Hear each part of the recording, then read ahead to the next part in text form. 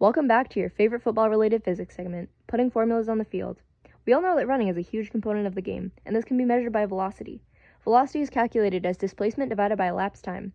A football player's speed is measured using the 40-yard dash, a tool used by American football scouts to determine the speed and acceleration of potential college athletes.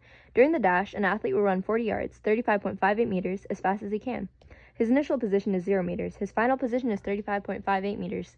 At the 2000 NFL Scouting Combine, Tom Brady began at 0 meters. He ran 35.58 meters in 5.28 seconds. His average velocity was then 6.74 meters per second to the right. From this, we can find his average acceleration. We know that his final velocity was 6.74 meters per second, and his initial velocity was 0 meters per second. We use this change in velocity divided by the time it took him to run the 35.58 meters to find his average acceleration, 1.28 meters per second squared. Everyone knows Brady is the GOAT, but his velocity is only a tenth of Tyreek Hill's 10.4 meter per second record. Now we know that football stadiums are uncovered, allowing weather like snow or rain to seriously impact the condition of the turf. Frictional force is the force resisting the relative motion of two objects or surfaces sliding against each other. The coefficient of friction is the ratio between this frictional force and normal force, which is the force of contact perpendicular to the surface that an object is on. A common formula that incorporates all three of these variables would be frictional force equals coefficient of friction times normal force.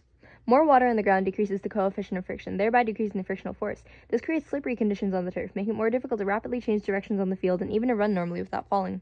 Take, for example, an 112 kg NFL player whose normal force would be 1,097.6 newtons when multiplied by the gravitational constant 9.8 meters per second squared.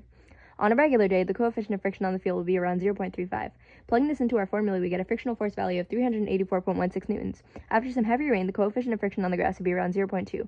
This decreases the frictional force by more than 100 newtons to 219.52 newtons. There are a couple seconds left on the clock before halftime. We have on the field right now Jackson, who is a defensive lineman, and Brown, who is a wide receiver.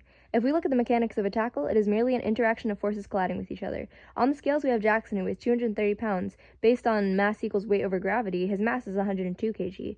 Brown weighs 215 pounds, so his mass is 95.5 kg. We understand there is an equal and opposite force when the two players collide.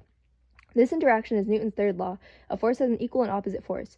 Running back Jackson has a 40-yard dash of 4.24 seconds. Brown has a 40-yard dash of 5.53 seconds. The average velocity for Jackson is 8.63 meters per second. His acceleration is 4.07 meters per second squared. Brown has an average velocity of 7.23 meters per second, and his acceleration is 2.61 meters per second squared. When we are looking at the force of a player, we use force equals mass times acceleration. Jackson has a force of 415 newtons, while Brown has a force of 249 newtons. If we assume that the frictional force is negligible because of the time of impact, Jackson would have exerted over 166 newtons of extra force on Brown, which would have flattened him out. Here we are in the third quarter with 1 minute and 24 seconds left, and it looks as though Jackson passes the ball off to Brown 4 yards away. That looks like an incredible catch. I want to know how hard Jackson threw that ball, and thanks to physics, I can. By taking into consideration the length of the receive, the 45-degree angle of the throw, and also Jackson's height as well as Brown's height, the y, all we need is a few equations. By using vector decomposition, we can find the initial velocity in both the x and y direction is 0.707 meters per second. Alright, we're getting there. Next, we need to know the time it took for the ball to be passed from Jackson to Brown. This is where a great equation can be used. X equals initial x plus initial velocity times time plus half of acceleration times time squared. After plugging in what we know, we get time equals 3.66 meters over 0.707 meters per second. Now let's work on the components in the y direction. We use the same equation used previously and plug the y values in instead of the x, as well as our newly defined t term.